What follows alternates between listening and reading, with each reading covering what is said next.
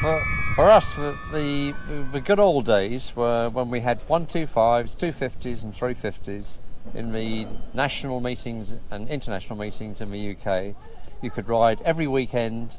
It was quite serious, but it was still a lot of fun, but a lot of work, because every weekend was racing, which meant every weekday was preparing for racing.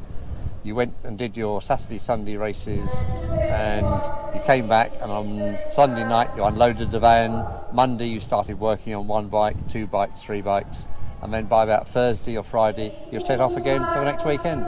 And that went on for years until we started something different.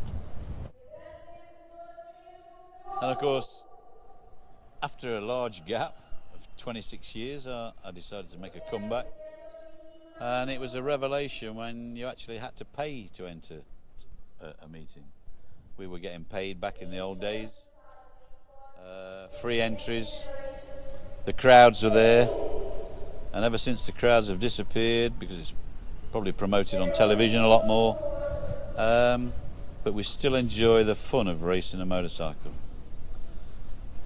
And for me now, it is completely different. It is totally for fun. There's no money to be won. In fact, it's the opposite. We have to pay, but it's a social event. It's an adventure.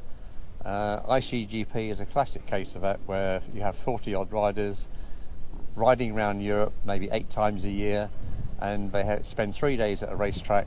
And yes, the racing is important and it's fun and it's competitive, but the social event makes the whole thing worthwhile, and you meet lots of nationalities.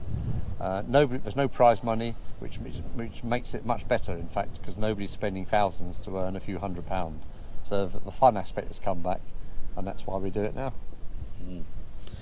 Yeah, I'd agree with that. It's an adventure. The travel, meeting new people, new circuits. To be honest, me and Richard have probably raced too much in England over the years, and to go back to any circuits in England is fairly boring.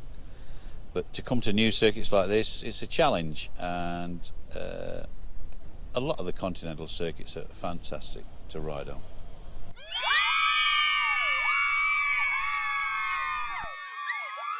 Boom! Hello!